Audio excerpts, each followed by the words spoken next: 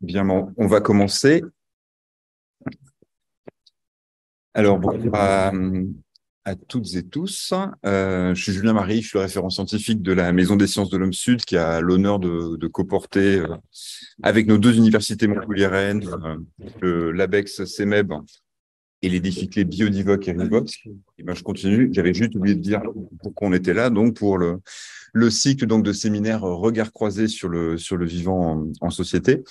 Donc voilà, on est très content de vous compter aussi nombreux ce soir pour écouter donc Alan Vergne et Karine Pinel, que nous remercions donc très chaleureusement pour leur présence, pour venir donc échanger avec nous. Donc pour ce qui est de la troisième finalement session donc de ce cycle.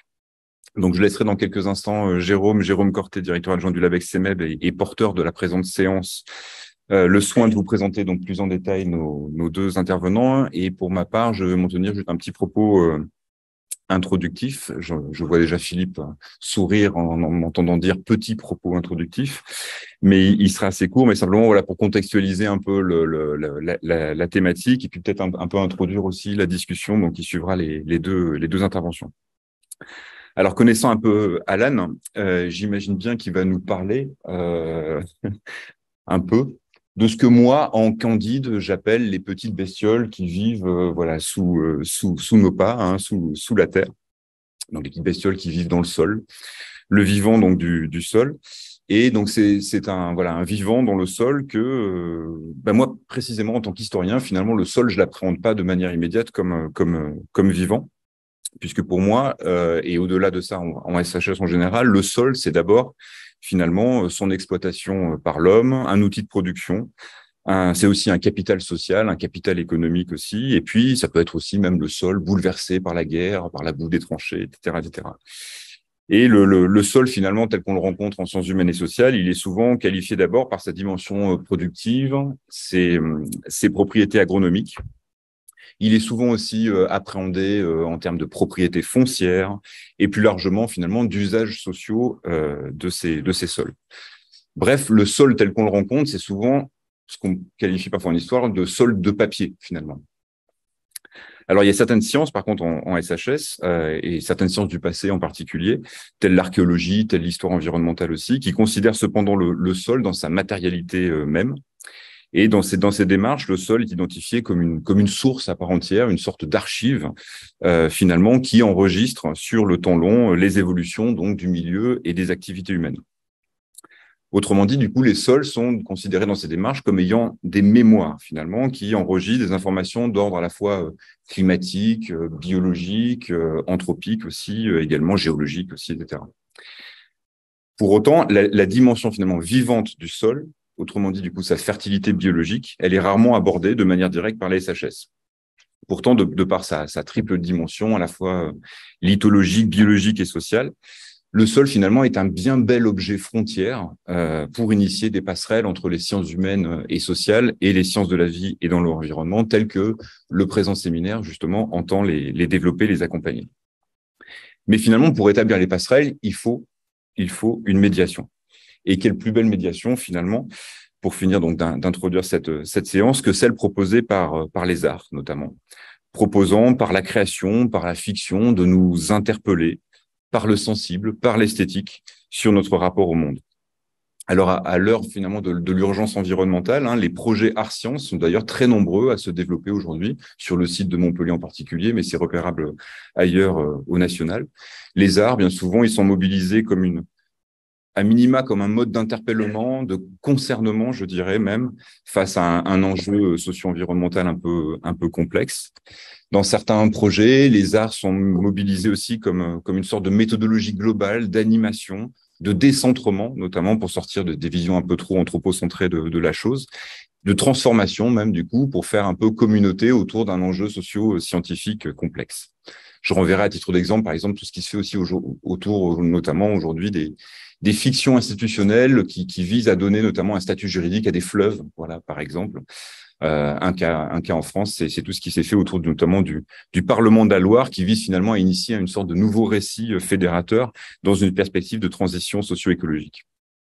Et certains projets vont même pousser la démarche encore plus loin, puisqu'ils vont mobiliser la création artistique non seulement pour médier des connaissances ou animer un processus, mais plus largement dans sa capacité à nourrir des démarches de recherche-création, participant ainsi pleinement à la coproduction de connaissances.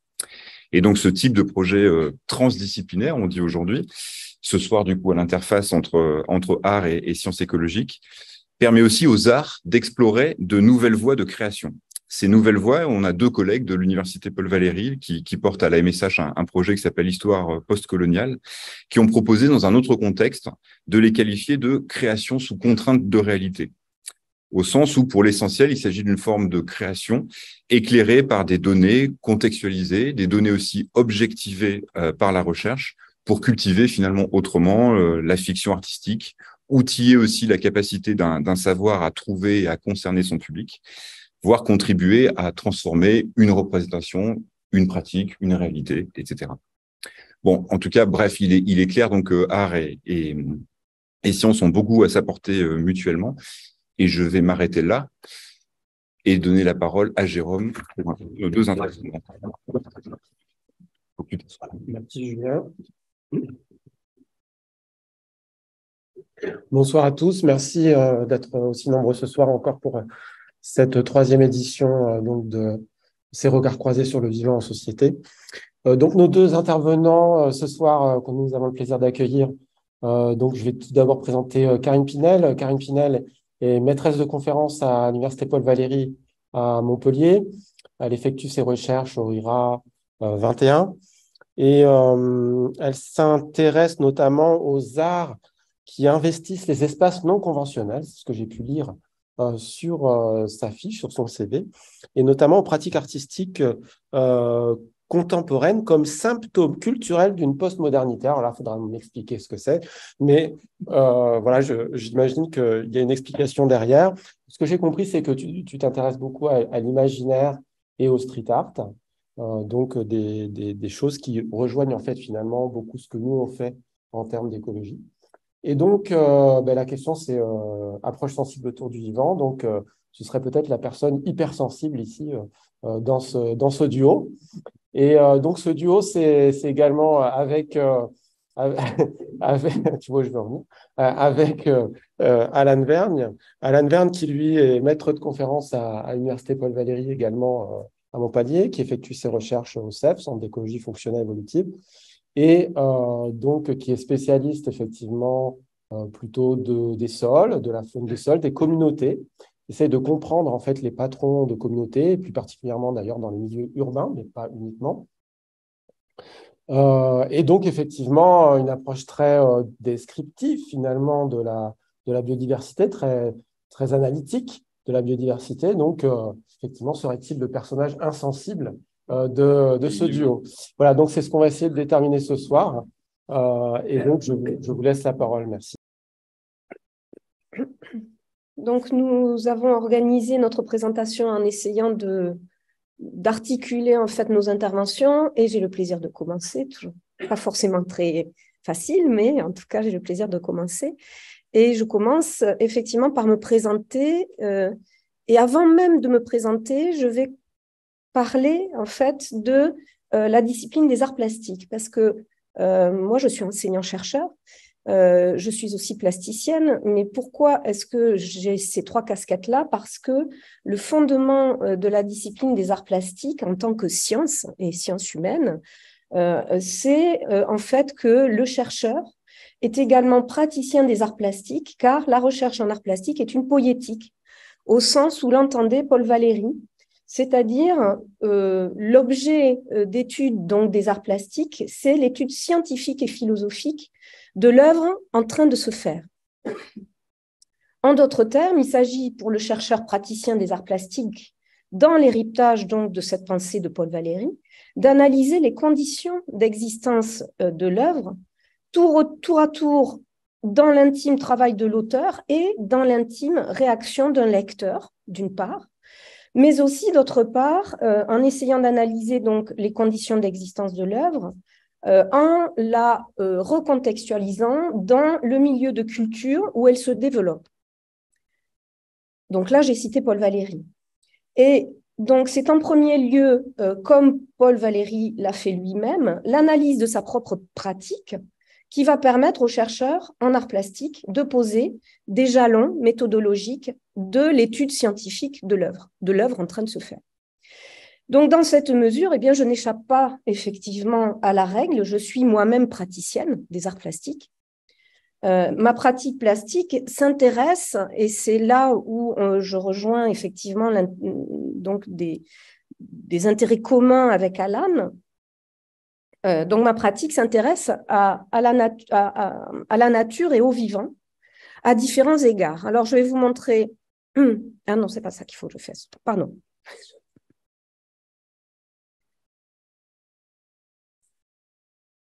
Ah. Là. Ouais, non. Et c'est là où je fais. Ça y est, j'avais pas compris. Non, si, Non, c'est bon. Ouais. Si, c'est bon.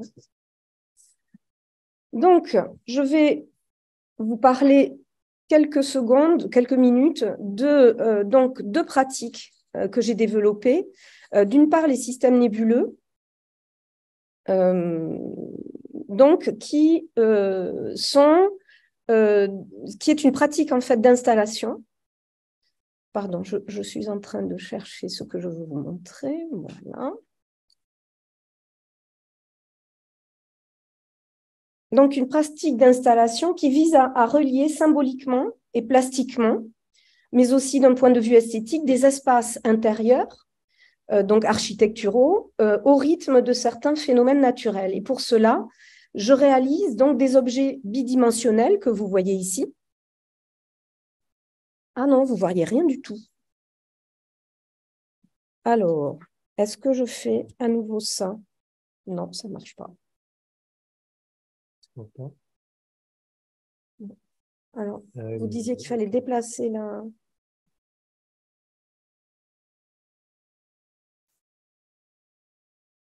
Ah oui, okay. Je ne savais pas que vous deviez... Donc, ça ne se verra pas? En fait, il vous faut contrôler cet écran-là. Il faut que je contrôle... Il faut emmener la souris sur l'écran. Voilà. Ah, on va faire ça. C'est pas grave. Alors, on va... Ah oui, parfait, très bien. C'est bon, je vais y arriver. Oui, mais là, si, c'est bon.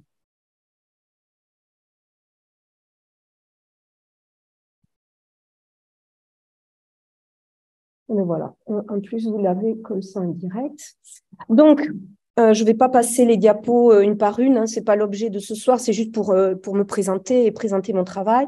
Et donc, je travaille sur, effectivement, des objets bidimensionnels qui combinent du textile, de la résine et une matière colorante qui fluctue de façon réversible en fonction du taux d'humidité ambiant. Et je travaille la figure du nuage en procédant à la fois au motif du nuage, mais aussi à une transposition du nuage, de la stratification des nuages dans la troposphère. Je le transpose à échelle microscopique dans l'espace plastique de mes objets visuels. Donc, cette transposition me permet de travailler effectivement différents phénomènes colorés. Donc, je ne vais pas rentrer dans le détail, mais en tout cas, il y a vraiment déjà là un intérêt de ma part pour vraiment aller chercher des éléments scientifiques pour pouvoir véritablement travailler et construire mes objets. Autre type d'objet que je produis, donc ce sont des... Je travaille sur les représentations du végétal et du monde vivant en général, le végétal et le monde vivant. Et je travaille en particulier le dessin, les monotypes et l'aquatinte. Alors, je vais peut-être vous montrer l'aquatinte. Donc, c'est essentiellement centré sur le végétal. Mais je travaille aussi en photographie et je travaille la macrophotographie, en particulier donc pour le végétal et pour les insectes. Donc ça, c'est pour vous présenter un petit peu ma pratique. Alors, ce qui m'intéresse surtout, c'est pas de me présenter moi, c'est surtout de présenter, justement par rapport à la question qui nous intéresse ce soir, c'est de présenter un petit peu cette place du vivant dans l'art. Il me semblait important, et il nous semblait à tous les deux important de revenir et de contextualiser un petit peu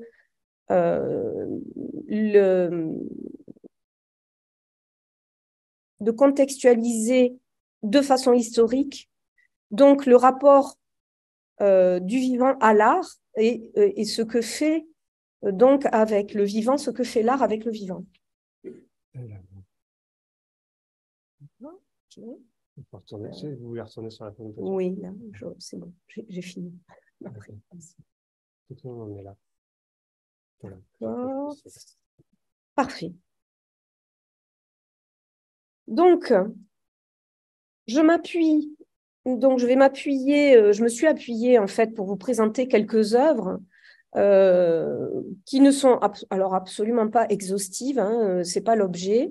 Ce sont des œuvres vis-à-vis desquelles j'ai une sensibilité, hein, soit positive, soit négative, mais qui sont assez représentatives finalement d'une typologie qui a été que je trouve très juste, hein, et qui a été développée par Loïc Fell, qui est le cofondateur de Cole que Alain va présenter tout à l'heure, dans son ouvrage L'esthétique verte. Et en particulier, il démontre en fait que donc on est passé de la représentation du vivant au cours de l'histoire jusqu'à très récemment, donc dans la période contemporaine, à la présentation du vivant. Donc c'est ça que je vais vous montrer maintenant à travers certaines œuvres. Alors je ne vais pas m'appesantir, mais je vais quand même les présenter. Si j'arrive. Ouais, ça va aller.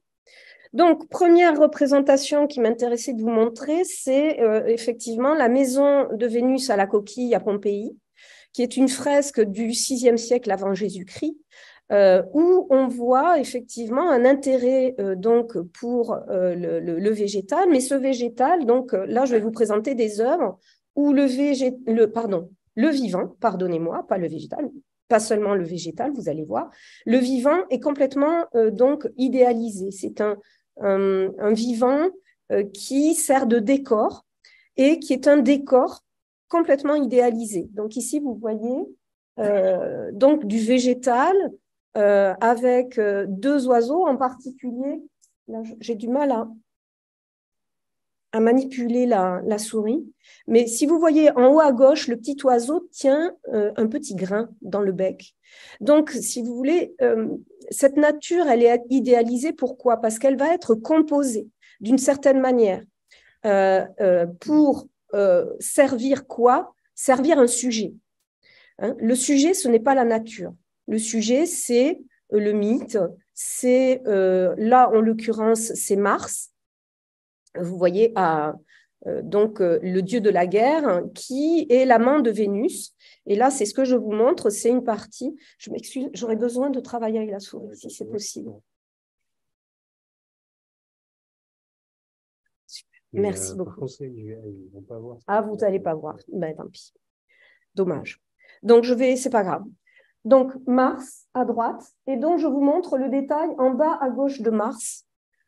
Où effectivement on a un végétal tout à fait détaillé avec une matérialité très fine en fait du geste pictural, de la gamme chromatique, même si effectivement c'est une œuvre qui a été restaurée, on voit très bien les nuances de vert qui sont utilisées, en tout cas toute une approche très sensible en fait finalement du végétal qui n'est là que pour servir de décor à un sujet. Donc il y a quand même cette idée donc de la présence de la nature, du vivant, mais dans un rapport donc qui va servir un sujet et donc qui a un certain intérêt pour la représentation, mais qui s'en éloigne dans la mesure où on va, à l'image du sujet qu'on représente, qui est un sujet donc parfait, dans les harmonies de proportion, de toutes ces choses-là, on représente une nature parfaite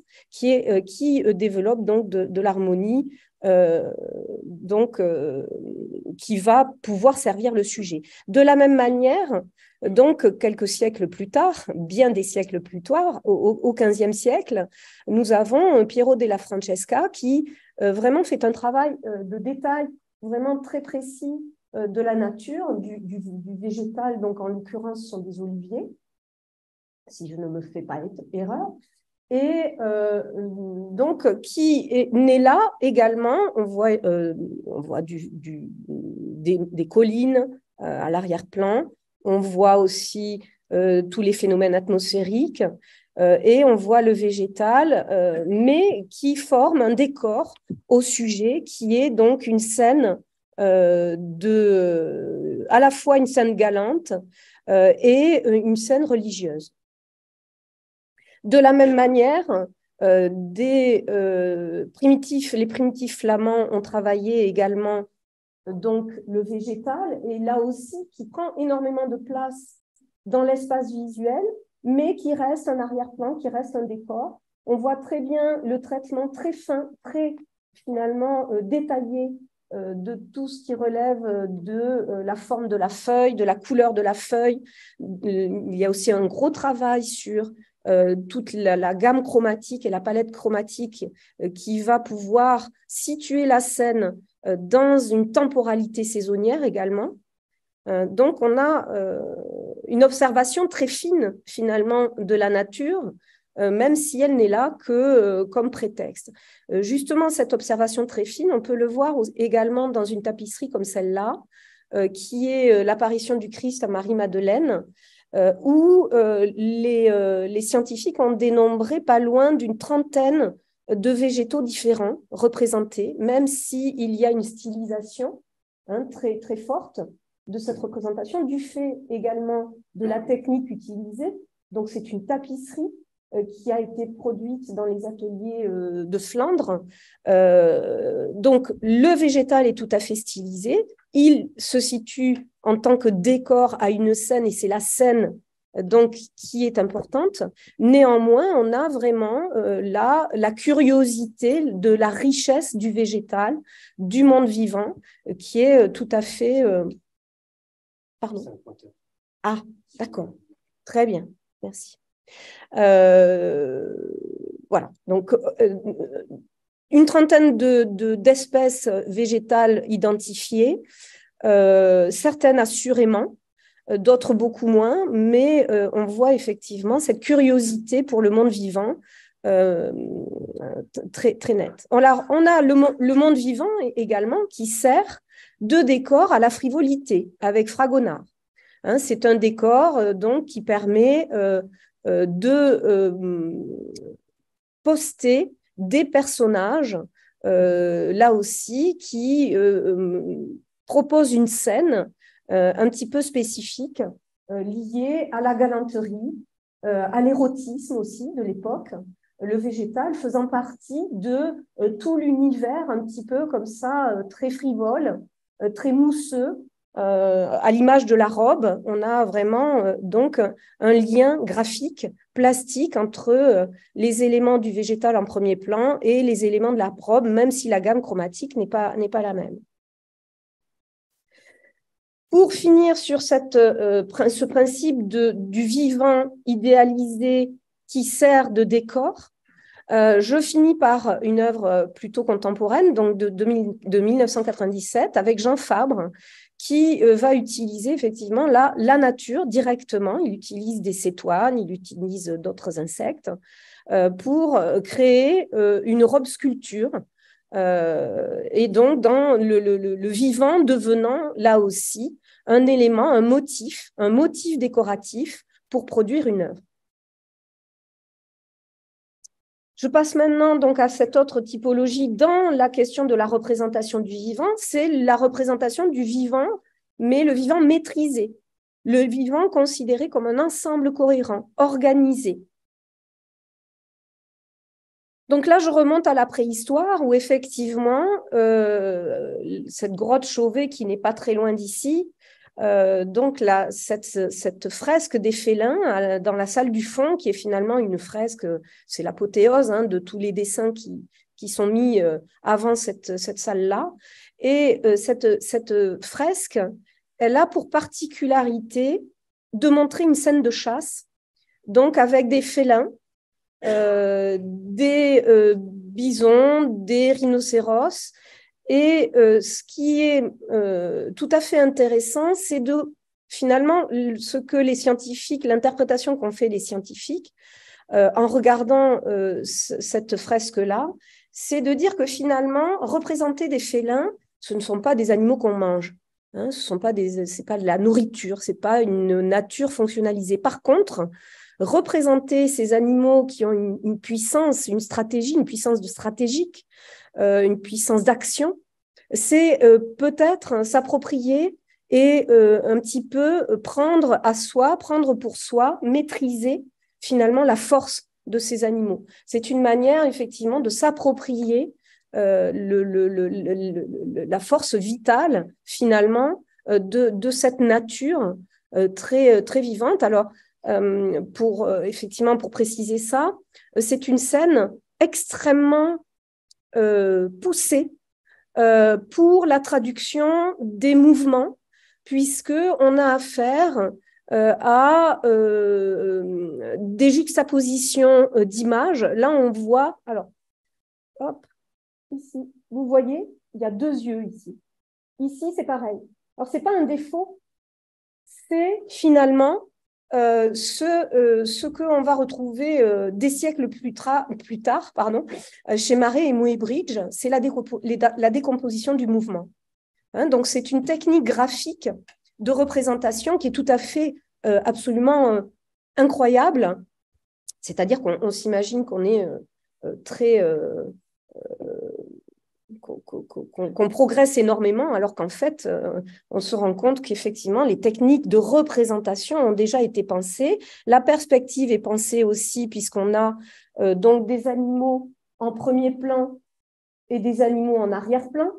Donc, on a affaire véritablement à une traduction de la nature qui a été regardée, expérimentée. Ce ne sont pas des enfants qui font ces dessins-là, ce sont des professionnels du dessin, de la représentation. Ils maîtrisent donc le trait.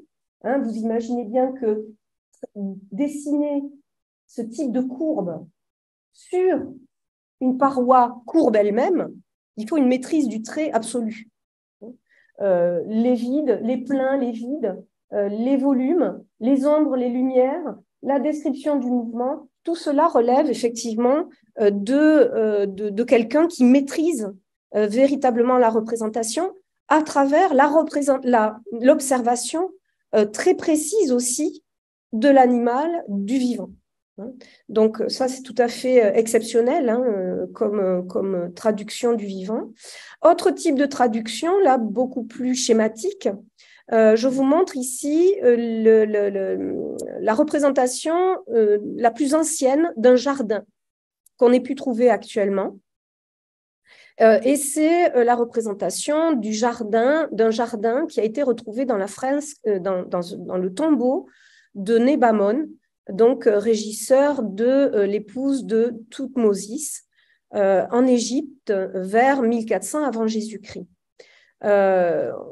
On voit ici justement l'idée d'une totalité, d'un écosystème. On a le végétal, on a l'animal marin, l'animal donc qui est aussi l'oiseau. Donc, on a vraiment également l'idée d'une globalité, d'une totalité, et on a également une attention particulière à la composition qui va être très géométrique et qui va associer différents points de vue frontaux et de profil. On a les poissons qui sont de profil, et on a une sorte d'élévation des arbres. Donc là aussi, une maîtrise des représentations qui vont choisir la façon dont on veut montrer donc le vivant. Ce qui est important là, c'est la diversité, visiblement. Autre travail tout à fait intéressant, donc c'est Peter Bruegel. Là aussi, je fais des bonds dans les siècles, ce n'est pas grave, c'est vraiment des principes que j'essaye de vous montrer. Alors, a priori, c'est un paysage tout à fait traditionnel, et bien pas du tout. Monsieur Bruegel, donc, est un flamand, et à ce titre, il ne connaît que les plaines. Et on voit au fond, à droite, des montagnes ici, très acérées.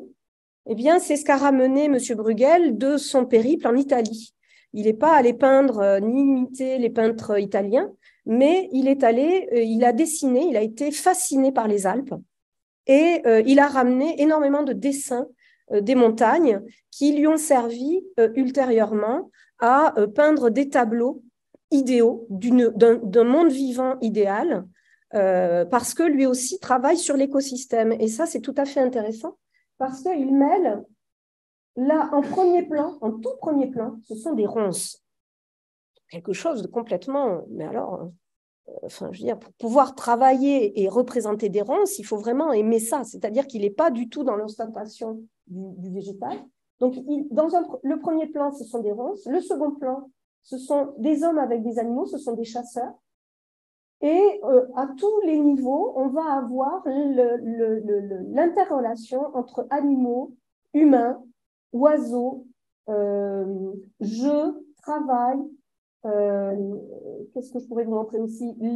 Alors, ce tableau fait partie d'un ensemble de 6 tableaux qui représentent les saisons.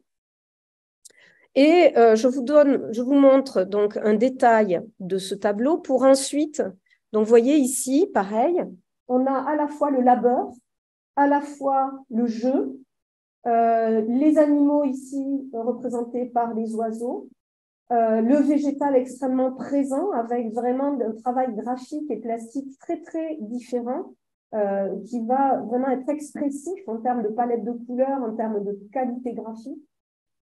Donc on a vraiment une grande richesse.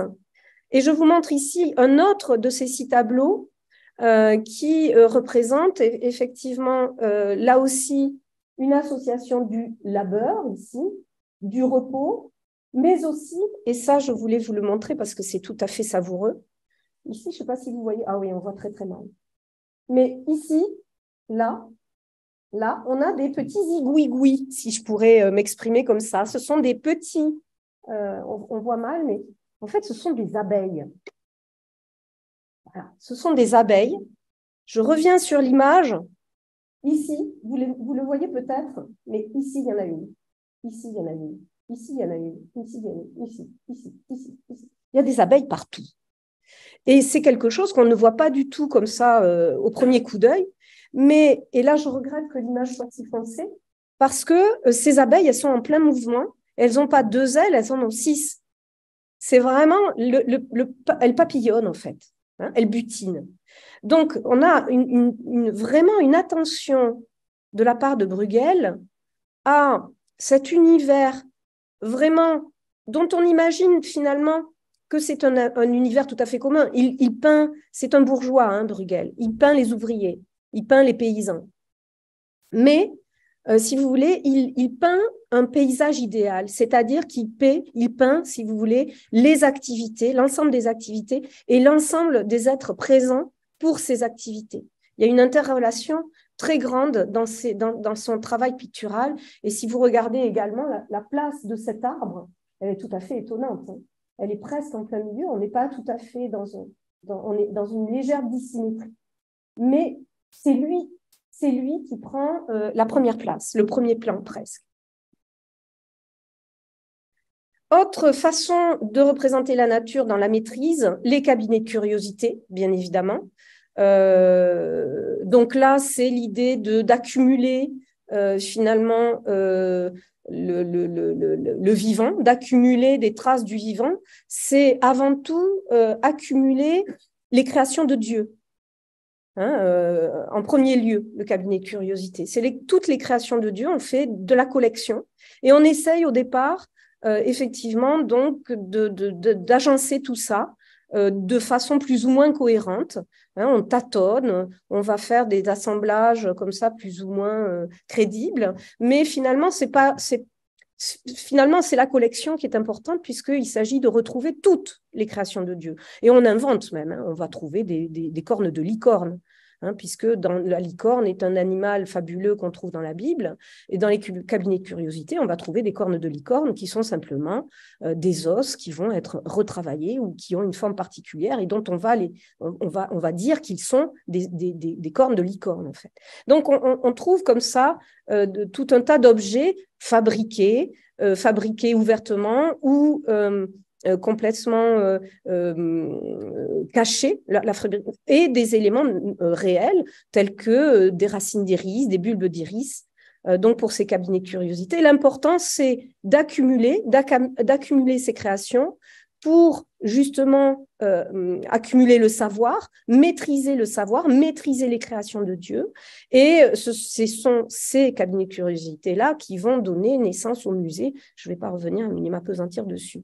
Autre type de représentation, donc Humboldt, qui travaille avec donc des graveurs, des dessinateurs, pour construire une représentation scientifique donc de la répartition donc des plantes équatoriales. Donc, on a bien là aussi le rapport art et science qui permet, ce rapport-là permet finalement de proposer des représentations du monde vivant. Millet, lui aussi qui est intéressant parce que c'est également donc le vivant maîtrisé là de façon fonctionnalisée, c'est la nature vivrière et le paysage donc permet de raconter cette nature vivrière, ce vivant vivrier. On a le végétal qui est donc utile et puis le végétal, pas forcément utile, mais qui est lié aussi à l'observation presque scientifique du vivant, qui est aussi, donc ça c'était toujours Millet, hein, pardon, et ce vivant qui est aussi assez fascinant, donc avec Ernst Haeckel, qui travaille des lithographies pour illustrer, pour faire des illustrations en sciences naturelles. Dernière, donc pour ce sujet-là, j'essaye d'aller plus vite. Pardonne-moi, Alain. Donc, je vous montre un jeu vidéo qui montre aussi une nature maîtrisée à la fois écosystème, et à la fois maîtrisé puisque c'est une histoire finalement d'un petit personnage qui va explorer cette nature complètement inconnue. Je ne vous en dis pas plus, mais en tout cas, il faut savoir que c'est un studio tchèque de jeux vidéo qui est un studio indépendant qui a travaillé avec donc des photographies de matières réelles qu'ils vont intégrer dans le jeu vidéo pour approcher finalement une nature fictionnelle, mais tout à fait vraisemblable, donc avec toute une cosmogonie associée. Et dernière image que je vais vous montrer, c'est donc cette tendance contemporaine à non plus représenter le vivant, mais à le présenter, c'est-à-dire à baser l'expérience esthétique sur le vivant lui-même, le vivant mis en scène, donc, et qui ne passe plus par la représentation du vivant. Donc, Hubert Duprat, qui utilise les capacités donc, de la larve de trichoptère à construire son propre cocon, et il a donc pris le parti de remplacer les cailloux des ruisseaux par des pierres précieuses et des matériaux précieux. Alors, ce monsieur a déposé un brevet, hein, donc il a déposé un brevet sur le procédé. Donc, c'est aussi une maîtrise de la nature d'une autre manière, donc pour intégrer un marché de l'art, par exemple. Alors, ce qui est tout à fait intéressant là-dedans, c'est que M. Duprat a commencé son travail au moment où les larves de trichoptères étaient encore très, très courantes dans nos ruisseaux. Hein. Aujourd'hui, on en trouve beaucoup moins. Donc, c'est une remarque assez intéressante parce qu'il n'a pas forcément développé une approche scientifique du trichoptère, mais il a constitué un fonds qui documente donc la larve, qui est un fonds géré par une association aujourd'hui. Voilà, donc pour la démarche de cet artiste. Autre artiste, c'est donc Patrick Blanc, qui est biologiste, hein, c'est ça? Je ne sais plus. Biologiste, je crois, oui. C'est jardinier, voilà. Qui donc présente une mise en scène, finalement, une scénographie, pardon, d'un dispositif qui permet de reproduire une algue, donc le biotope d'une algue. Donc, ce dispositif plastique permet de montrer cette algue en développement et finalement de montrer son esthétique propre. Et dernière image, c'est celle de Damien Hirst, qui met en scène des cadavres de vaches et de veaux qu'il va diviser en deux, qu'il va mettre dans du formol et qui procède à l'installation donc comme une œuvre artistique, un ready-made finalement, c'est-à-dire quelque chose qui est déjà préfabriqué de ce vivant, donc qui va donc là aussi être vu et produire une émotion esthétique pour ce qu'il est. Voilà. Je passe la main à Alan pour présenter le reste.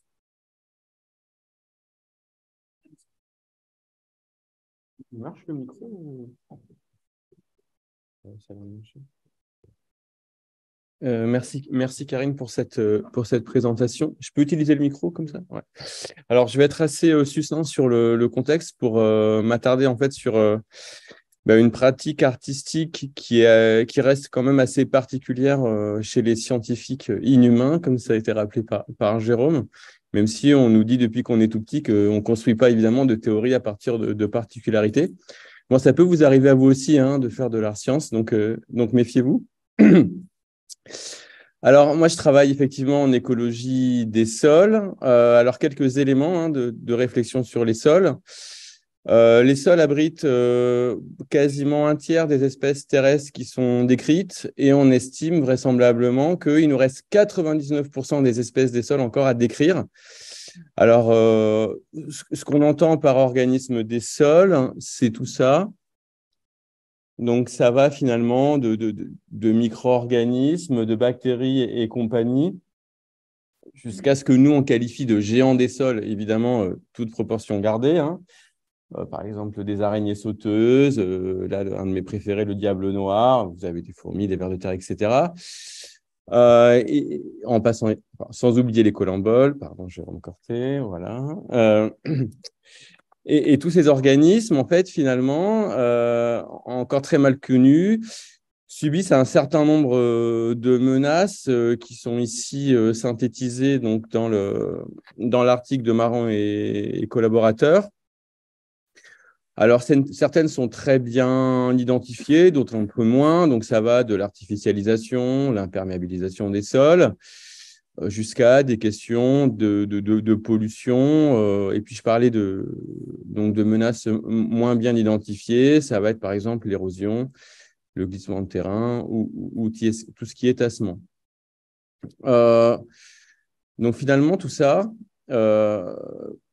c'est un contexte qui est finalement assez peu regouttant pour cette biodiversité extrêmement importante en termes de fonctionnement des écosystèmes. On ne cherche pas à les protéger juste pour leur aspect photogénique assez discutable. Merci. C'est finalement que les sols et la biodiversité qu'ils contiennent restent finalement des parents pauvres de la protection de l'environnement. Si je vous disais qu'à l'échelle européenne, aucune espèce de fourmis, de vers de terre ne sont encore protégées, vous ne me croiriez pas.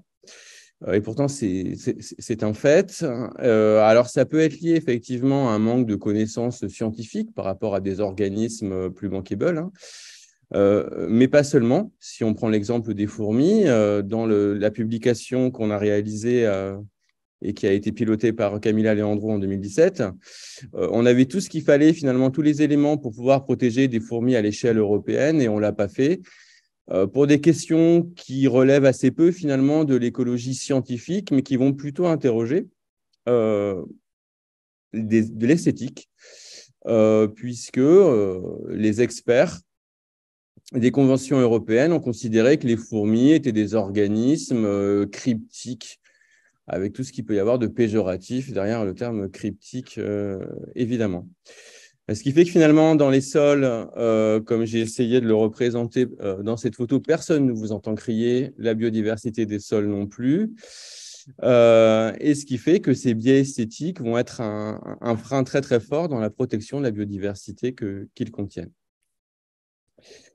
Alors, je vais maintenant revenir donc sur cette pratique qui reste assez marginale, hein, en écologie humaine. C'est finalement comment est-ce qu'on passe d'une approche assez classique en écologie des sols jusqu'à effleurer le perron des galeries d'art.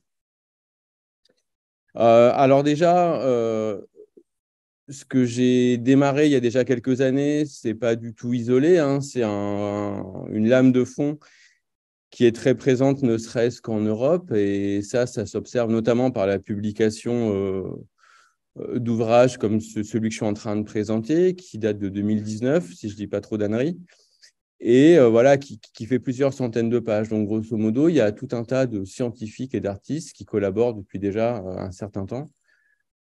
Et finalement, les sols semblent fournir tout un tas de services aux sociétés humaines, hein, mais semble aussi être un champ d'inspiration pour les artistes et les scientifiques assez conséquent. Donc, ça a été dit par Karine, effectivement, COL, donc Coalition pour l'art et le développement durable, est une des figures, hein, nationales et internationales dans le champ de l'art et environnement. Et c'est eux qui ont un peu chapeauté la construction de ce collectif constitué d'artistes et de scientifiques. Alors, tout a commencé comme dans un mauvais film, comme on dit, puisqu'avec Marine Legrand, qui est ici, et Germain, c'est celui donc avec le monsieur avec la grosse barbe, eh bien, on a, dans un café obscur parisien, écrit un projet un jour. On est tous trois scientifiques venant de disciplines différentes, mais on partageait cette frustration finalement de ne pas avoir encore eu l'occasion à l'époque de collaborer avec des artistes. Bon, on ne l'a pas fait n'importe quand, on l'a fait finalement en 2015, donc qui était l'année internationale des sols, et toutes les structures voulaient en fait une exposition sur les sols. Voilà. On a été assez bien inspirés. Donc, on a écrit un projet, et ce projet, on l'a diffusé sur la scène en art contemporain parisienne. On a été assez rapidement contacté donc, par COL, qui nous a permis de rencontrer donc, des artistes qui avaient le vent en poupe. Donc ici, Anaïs Sonder et Yesenia Thibault-Picasso. Et en fait, finalement, Coal a été une forme de liant qui, grâce à une résidence perlée au domaine de Chamarande, donc en Île-de-France, eh bien, nous a permis de démarrer ce travail finalement d'art-sciences. Alors, je vais vous présenter très, très rapidement, pour laisser un maximum de temps aux questions, le travail des artistes. Donc, Yesenia, qui a un travail qui est assez proche, finalement, du design, avec des réflexions autour de la valorisation des produits de l'Anthropocène. Alors, l'Anthropocène, vous devez à peu près tous savoir ce que c'est. Sinon, ça vous fait une question facile pour le temps d'échange. Donc, à savoir quand même que ce qui caractérise l'Anthropocène, c'est notamment qu'en fait, les activités humaines vont déplacer, vont charrier plus de matériaux que ne le font tous les processus naturels hydrauliques de notre planète. Donc, les résultats, finalement, comme ça, de cette dictature du marteau-piqueur et de la pelleteuse, ça va être la création de gisements, d'éléments qui pourraient être valorisés, qui sont vraiment à l'interface finalement entre des éléments naturels et des éléments artificiels. Anaïs Tonder, elle a un travail extrêmement prolifique. Donc, je vais ici présenter ses travaux de manière extrêmement succincte. Ici, peut-être un de ses travaux les plus reconnus, c'est ce qu'elle a mené en fait sur l'adaptation des plantes à la radioactivité suite à Tchernobyl, donc 1985, troisième album de Blondie, si ma mémoire est bonne, mais également voilà, ce petit événement de Tchernobyl. À l'époque, on nous disait qu'il n'y aurait plus rien autour de Tchernobyl. Finalement, il a resté quelque chose, et ce quelque chose, c'est vraisemblablement un petit peu adapté, c'est le cas des plantes. Et en collaboration avec des chercheurs, elle a mis en place en fait une technique photographique pour permettre de révéler les adaptations de ces plantes et notamment vis-à-vis des graines. Comment est-ce que les graines à Pripyat, donc ceux qui connaissent Call of Duty connaissent très bien cette ville, donc Pripyat, comment ces plantes se sont maintenues et se développent. Un travail aussi que je trouve extrêmement intéressant, c'est celui qu'elle a mené avec les descendants de Camille Flammarion, que vous connaissez peut-être ses travaux en marge de l'activité académique de son époque, artiste et scientifique, promoteur d'une forme de démocratisation des connaissances scientifiques et puis des travaux assez intéressants et qui interrogent notamment sur la présence d'activités sur Mars assez étranges, les canaux de Mars, etc. Et donc, grâce notamment au CEA et à la famille de Flammarion, elle a envoyé des extraits des écrits de Flammarion dans l'espace. Alors, je reviens donc au collectif qu'on a créé et voici finalement le cadre de création qu'on a choisi, effectivement mélanger art-science en essayant justement d'exploser la délimitation entre artistes et scientifiques. Typiquement, moi, j'ai accepté de participer pour justement ne pas être là, pour engueuler les artistes s'ils oubliaient, je sais pas moi, des poils aux fourmis ou un nombre de segments aux antennes des fourmis. C'est pas ce qui m'intéressait. Donc, en fait, cette résidence, elle a permis une acculturation, donc la création d'un savoir commun qu'on a mobilisé pour travailler sur les fameuses bulles spéculatives, ce que les anglo-saxons appellent le « what if », donc une frontière entre la réalité et la fiction.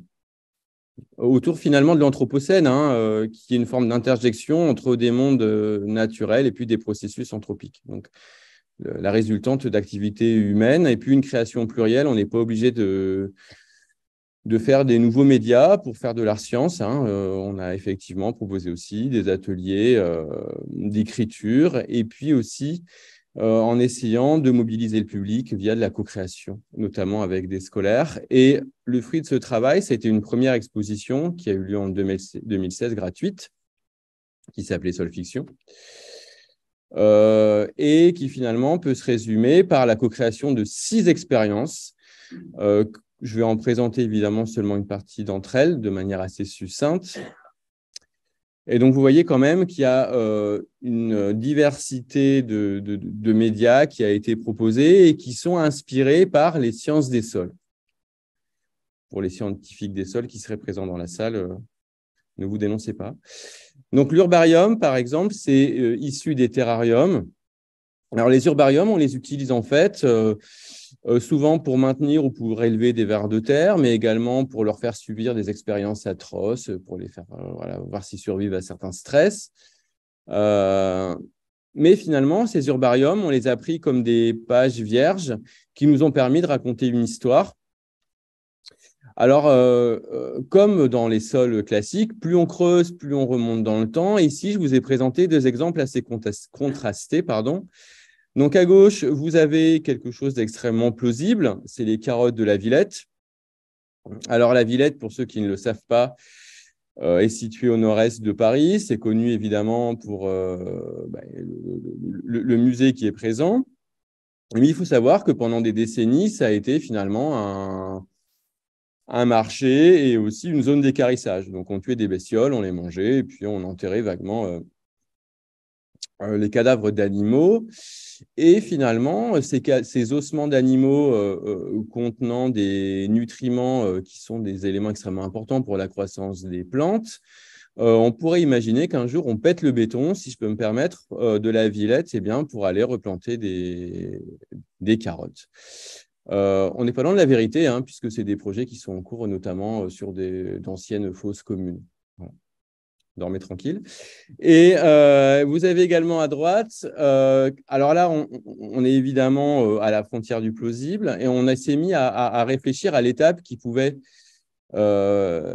advenir après l'Anthropocène et qu'on a qualifié d'Uthropocène, finalement, une forme de… L'Anthropocène étant une forme quand même de violence entre des processus anthropiques face aux processus naturels. On serait là face à une forme de réconciliation. Donc, un univers hybride entre le naturel et l'anthropique. Ici, le côté naturel étant symbolisé par cette petite pâquerette.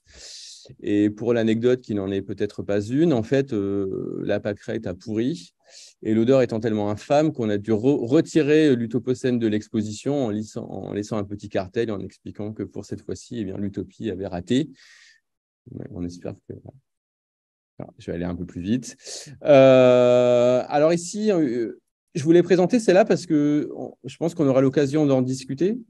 Et finalement, cette installation, elle représente une forme aussi de tension entre les artistes et les scientifiques. Hein.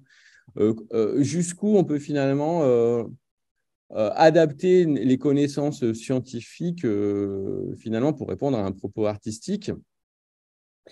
C'est une installation qui s'appelle les glaneurs de pépites et qui va parler de biomining. Alors, le biomining, c'est une technique qui existe et qui consiste en fait à extraire des éléments notamment métalliques de sols pollués pour les valoriser, notamment dans des filières, on va dire, de chimie.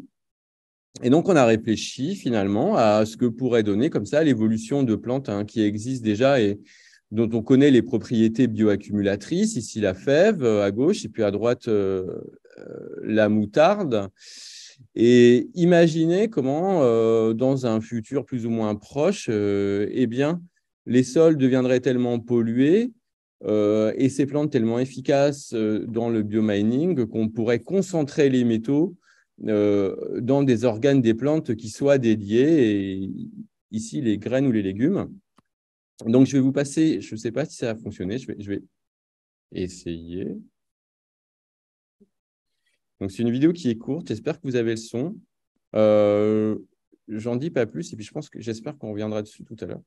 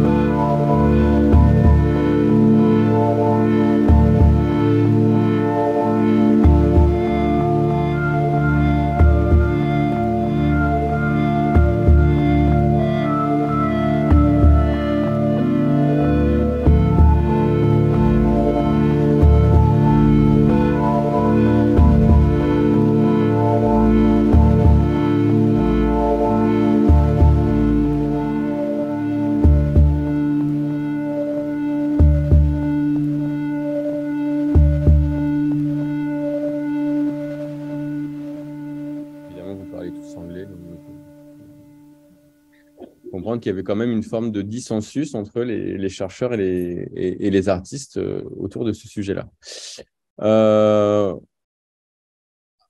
Rapidement, sur le travail qu'on mène avec des artistes sur ces questions des sols, et si le sujet vous intéresse, on a aussi en 2021 réalisé finalement une exploration croisée des sols du Muséum de Paris qui a été captée en vidéo, où finalement on a fait travailler des vers de terre sans les rémunérer.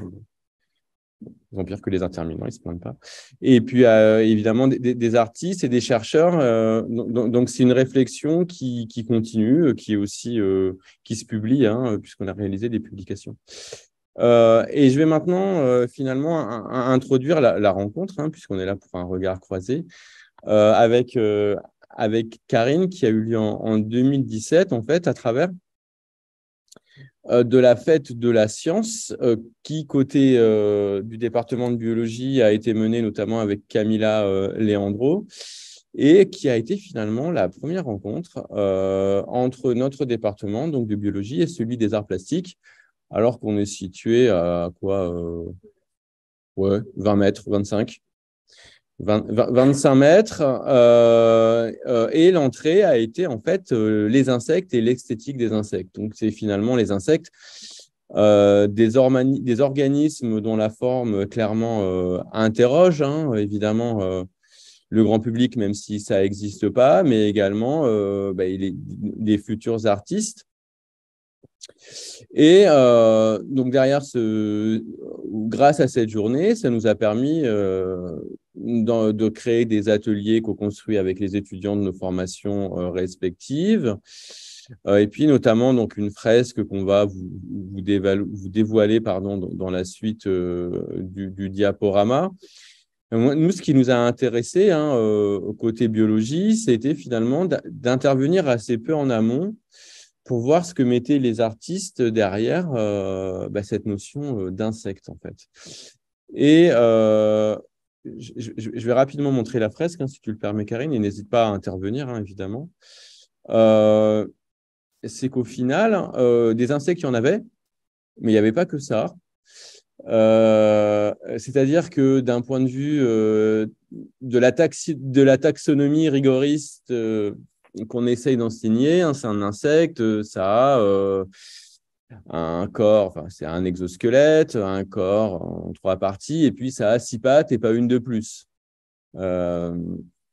Et finalement, ce qui a été intéressant, c'est ce qui a été représenté, ça s'est plutôt apparenté à ce que les anglo-saxons qualifient de creepy crawlers.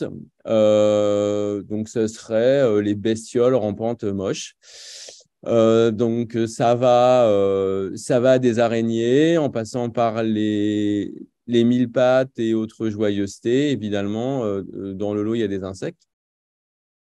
Mais déjà, pour nous, c'était finalement une forme de résultat assez intéressant, hein. C'est-à-dire que, grosso modo, le public n'a pas les frontières taxonomiques que nous, on s'impose. Ce n'est pas propre aux insectes, hein.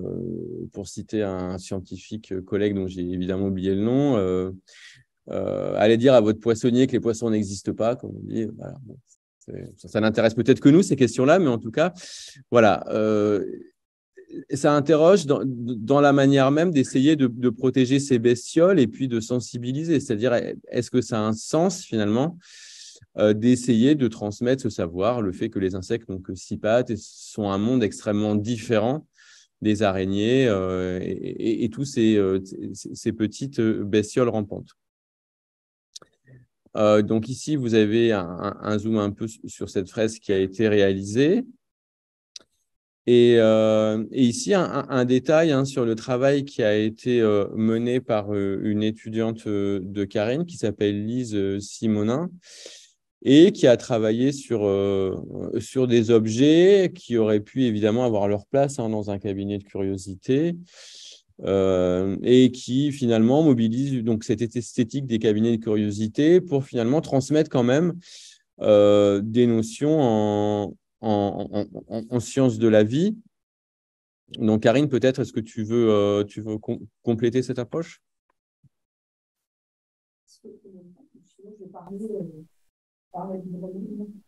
Non, il faut que je... Tu veux le micro? Il vaut mieux que je reste là? Je prends le micro? Allez, ça marche. Alors donc, effectivement, moi, par intérêt personnel, j'ai mis en place en 2015, à partir de 2015, des ateliers de recherche-création avec des étudiants. Il m'intéressait, je reviens à la présentation qu'a fait de mon travail j'ai rencontré, je m'intéresse effectivement aux lieux alternatifs et donc moi ce qui m'intéressait c'était de confronter les imaginaires des étudiants aux imaginaires de personnes qui ne sont pas forcément sensibilisées à l'art.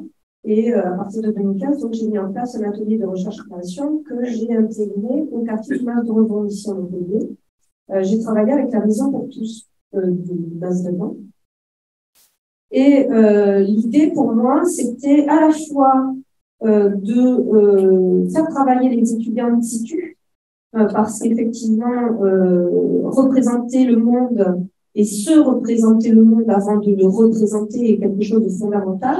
Et pour se représenter le monde, eh bien, il faut s'y confronter. Et donc, pratiquer et développer les arts plastiques, c'est aussi se confronter aux représentations qu'on se fait du monde.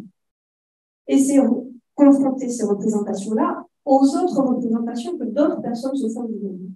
Et l'idée, c'était de travailler au Mas de Revon, en travaillant sur le Mas de Revon, sachant que l'idée de travailler sur le Mas de Revon, c'était de prendre le micro pour pouvoir comprendre le macro, c'est-à-dire le particulier pour le général, ou quelque chose de spécifique pour l'universel. Donc, c'était le Mas de Revon qui était paradigmatique du monde, en fait, en termes de monde à se représenter. L'idée, c'était de confronter les étudiants à l'univers concret du Mas de Revon pour pouvoir projeter des représentations et construire des imaginaires qui seraient communs au-delà du Mas de Revon. Donc, ce n'est pas du localisme du tout, au contraire, c'est véritablement de prendre quelque chose de spécifique pour en tirer des éléments qui sont universels. En tout cas, c'est l'utopie de cet atelier. Et dans ce cadre-là, effectivement, je me suis demandé quel était le socle donc de ces modalités de représentation qu'on se fait du monde qu'il fallait donner aux étudiants. Et à ce moment-là, effectivement, je me suis dit que le socle de la science était fondamental parce qu'effectivement, baser la représentation qu'on se fait du monde sur une approche scientifique, sur des données scientifiques, dans la mesure où l'art se constitue comme une représentation qui travaille l'écart, c'est le fondement finalement des arts plastiques, comment on travaille l'écart par rapport à la représentation, ou la réalité plutôt, le réel. Eh bien, le socle scientifique permet de construire un écart, mais qui ne devient pas occulte. C'est-à-dire qu'il y a véritablement là un savoir et de la connaissance qui va pouvoir être le socle de la représentation et des imaginaires.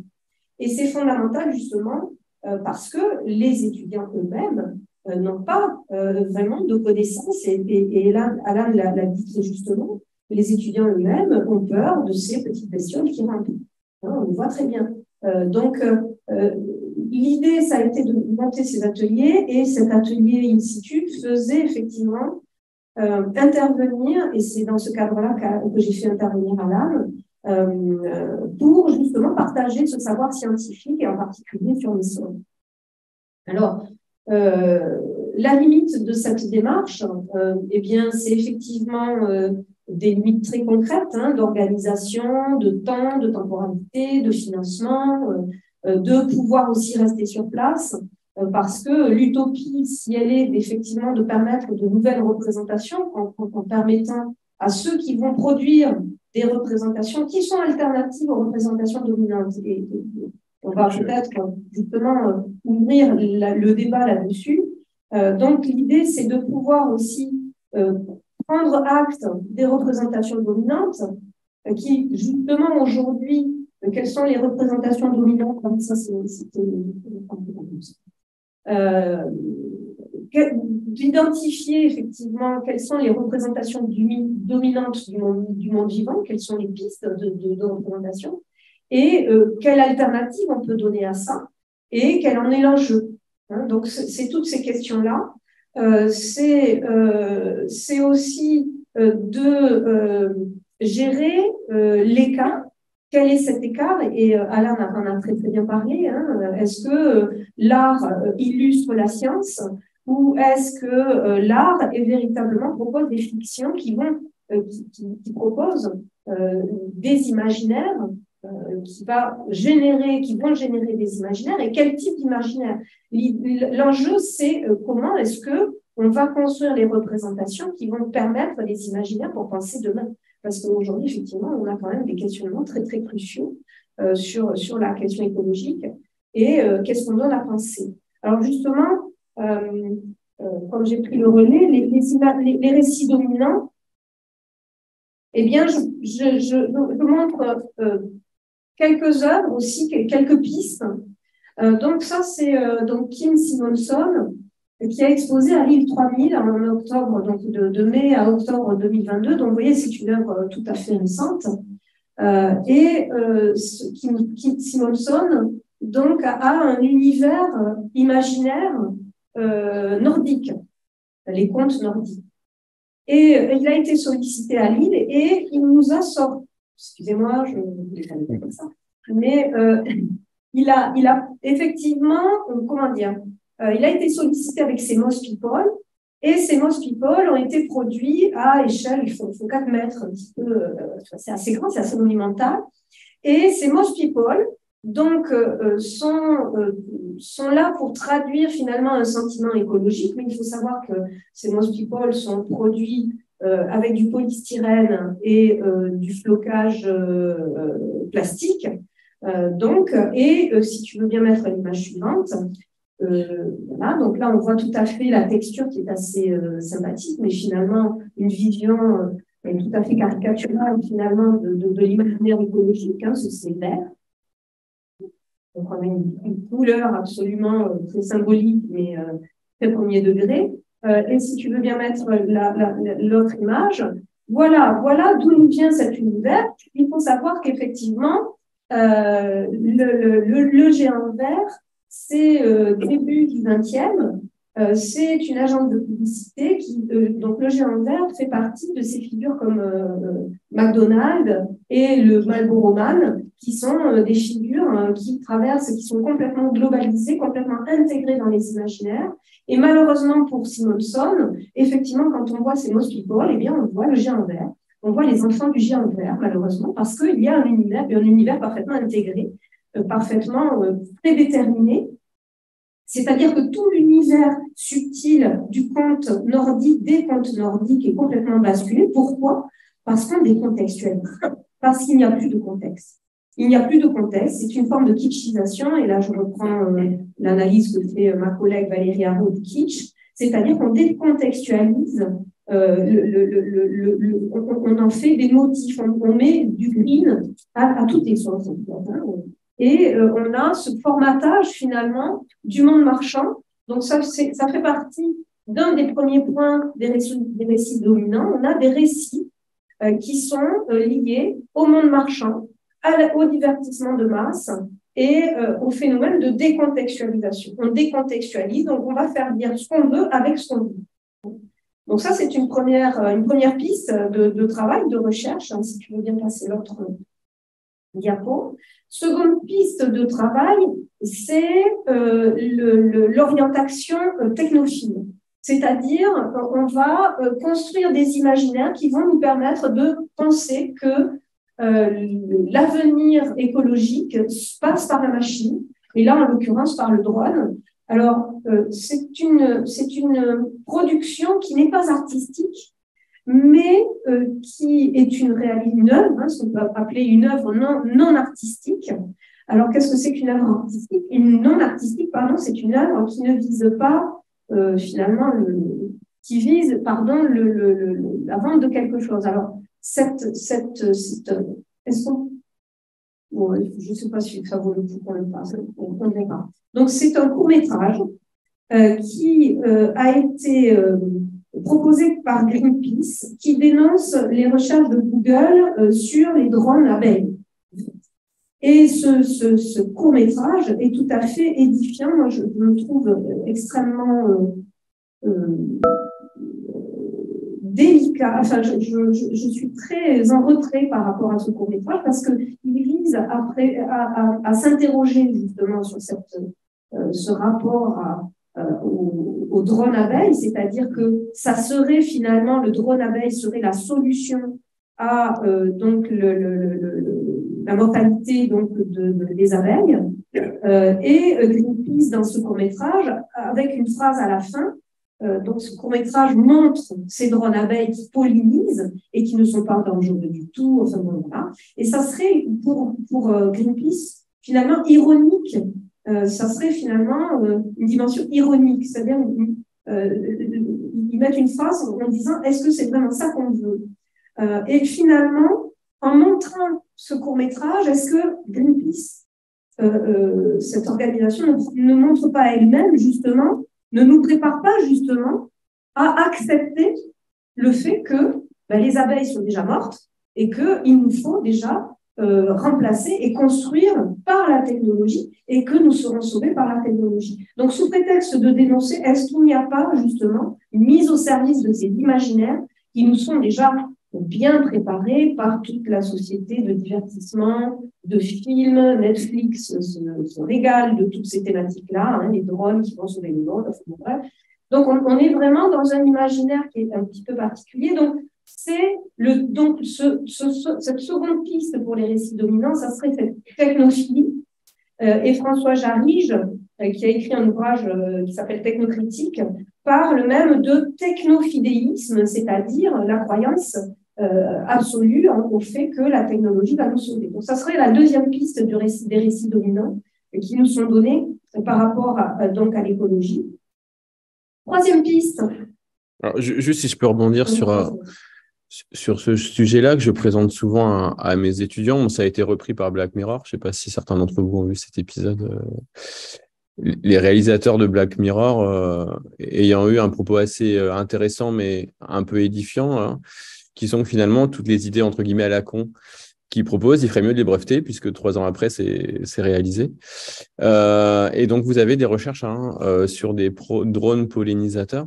Et ça interroge, en fait, l'écologue que je suis, et que certains d'entre vous sont dans la salle, sur peut-être une propension qui a été dévoyée, peut-être, mais qui a visé finalement, qui repose sur une vision extrêmement utilitariste du vivant, c'est-à-dire finalement toute l'approche service écosystémique derrière, c'est un peu ça, c'est-à-dire que le vivant, enfin les relations qu'on a avec le vivant pourraient d'une certaine manière être réduites ou focalisées sur les services rendus par la nature. C'est un peu sous-jacent aussi au concept de solutions fondées sur la nature. On a eu l'occasion d'en discuter il y a assez peu de temps au sein du CEMEB. Et finalement, quand on réfléchit au système économique actuel et la manière dont le PIB est calculé, mais en fait, un drone comme celui qui est présenté crée plus de richesse qu'un pollinisateur biologique. Donc voilà, peut-être aussi un warning sur notre manière parfois, peut-être consciemment ou non consciemment, de simplifier notre relation au vivant et de considérer le vivant comme une sorte de très gros couteau suisse. Et donc, je repasse la parole à Karine, donc sur la troisième piste. Hein. Donc, la troisième piste qu'on pourrait, donc je vous présente une œuvre ici, 2 œuvres en réalité, où c'est une artiste qui travaille donc la fusion, c'est-à-dire l'idée que on pourrait fusionner toutes les espèces vivantes. Alors, en haut à gauche, c'est tout à fait, voilà, c'est très anecdotique. Mais celle qui montre le cheval, en fait, l'artiste s'est fait injecter du sang de cheval dans les veines pour essayer de voir si c'était compatible et ce que ça produisait. Hein, donc, et elle décrit, en fait, toute son expérience quand elle reçoit donc le sang du cheval. Donc, cette expérience qu'elle va vivre, et elle raconte qu'elle ressent finalement une énergie vitale forte, très très forte, une énergie particulière, donc avec tout un tas de réflexions théoriques à partir de cette expérience-là. Et donc, effectivement, là, ça serait la troisième piste qui serait l'imaginaire de la fusion de tous les êtres vivants, hein, où il n'y aurait plus finalement, où tout le monde serait à égalité, où tout serait au même niveau. Donc ça, c'est la troisième piste. Et la dernière piste, c'est la piste de l'hybridation, hein, où effectivement, le vivant va pouvoir travailler avec la technologie. Donc, ça rejoint aussi un petit peu une vision technophile, finalement, du monde vivant dans cette dimension. Donc, effectivement, on a quand même ces récits dominants qui s'ancrent fortement dans, effectivement, la postmodernité, c'est-à-dire la performance donc très dynamique, la technophilie et le système donc fonctionnaliste et la production et le consumérisme. Je suis terminé. Bon, nous vous remercions de votre attention et évidemment, nous serons ravis de répondre à vos questions.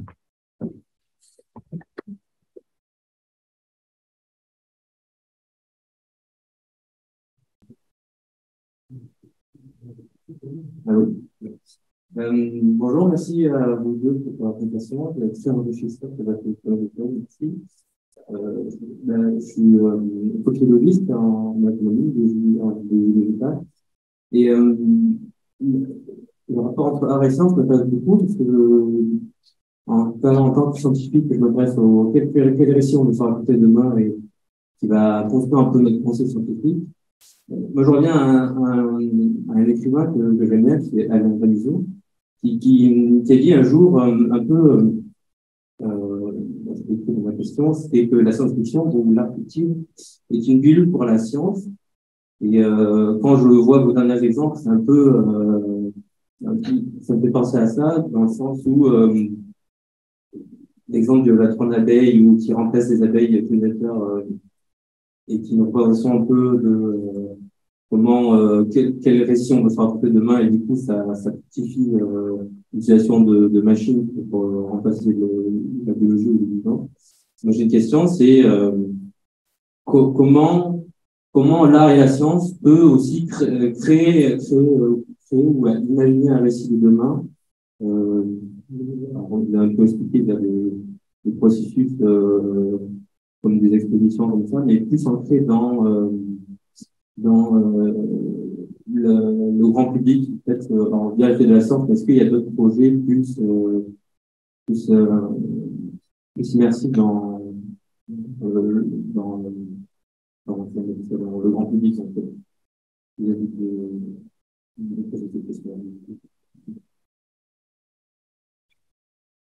Je n'ai pas en tête d'initiative de cet ordre-là, mais en tout cas, c'était l'idée des ateliers. Non, je n'ai pas en tête, franchement, d'initiatives identifiables, mais c'est vrai que les ateliers tels que je les ai pensés, c'était ça, c'était l'idée, effectivement, de lier, de mettre le socle de la science pour pouvoir permettre à ceux qui produisent des représentations au sens large, hein, d'images ou d'œuvres, de construire finalement le socle de connaissances de ceux qui produisent des représentations et de les mettre, ces personnes-là qui produisent des représentations, au contact même de la population et dans une idée d'éducation populaire, en fait. Hein, je sais que cette démarche-là était quelque chose de très important pour moi, sachant qu'aujourd'hui, l'art contemporain, c'est pas du tout sa démarche. L'art contemporain, ça reste une institution, ça reste un marché, et ça reste une institution qui se veut à l'international. Je ne vous cache pas que les initiatives qui sont plutôt in situ, elles sont pas très ni médiatisées, ni même reconnues. Hein. Ça reste un barrage, c'est-à-dire que ça relève de l'alternatif. hein, et de vrais partis pris. Parce qu'effectivement, au jour d'aujourd'hui, l'art contemporain, c'est une visibilité qui n'est pas celle de l'expérimentation déjà, et qui n'est pas du tout, qui reste vraiment quelque chose, une visée internationale. Je ne sais pas si je réponds à votre question, mais je pense que finalement, pour répondre à votre question, tout est à faire. Voilà, tout simplement. Ouais, il y a vraiment un parti pris à avoir. Si je peux compléter sur, je rejoins ce qui a été dit par ma collègue, au CEF, là, et en partenariat avec un studio montpelliérain qui s'appelle l'Effet Spécial et avec le zoo, même s'ils ne font plus l'appeler comme ça, le zoo du Lunaret, donc le parc du Lunaret, on est en train de mettre en place des outils art sciences pour valoriser la faune des sols. Donc, il y a Camille Zaman là, qui est dans la salle.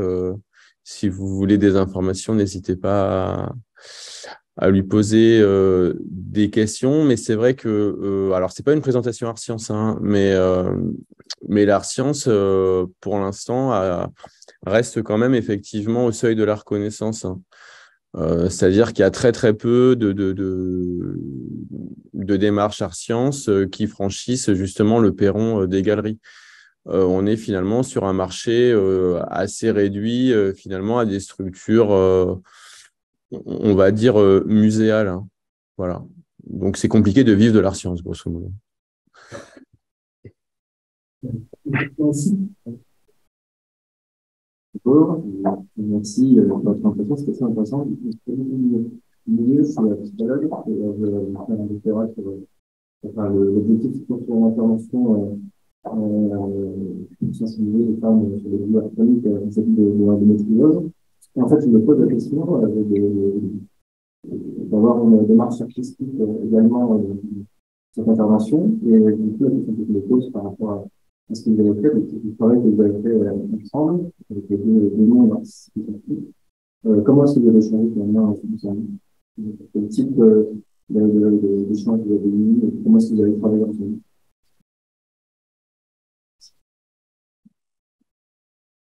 Il y a Julien qui... Ouais, tu veux commencer?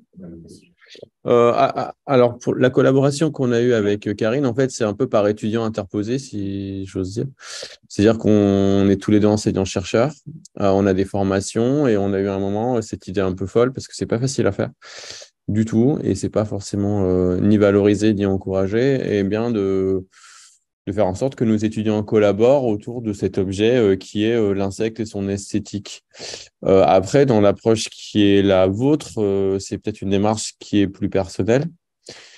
Et moi, je vous encourage en fait à vous rapprocher soit d'associations, soit d'artistes.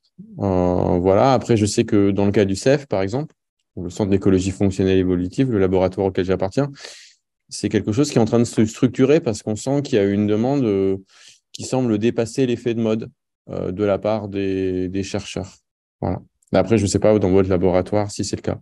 Mais en tout cas, j'ai l'impression que du côté des artistes, il y a une demande aussi qui est assez forte. Mais encore une fois, pas forcément, j'ai l'impression, en se plaçant comme un expert scientifique, mais plutôt dans une forme d'échange et de création d'un socle de connaissances commun. Ce qui veut dire aussi, côté scientifique, bien de faire un compromis. C'est-à-dire que tu l'as très bien rappelé, Karine, on n'est pas là, enfin les artistes, ou alors il faut les payer pour ça, les artistes ne sont pas là pour illustrer nos travaux un peu rébarbatifs, hein. Ce n'est pas le cas. Ou alors il faut les payer, quoi. Voilà.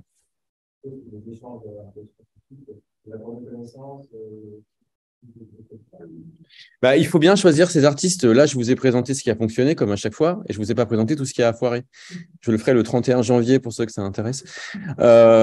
Mais ouais, il faut trouver des artistes qui sont en mesure en fait, de s'acculturer assez vite et qui ont cette appétence-là.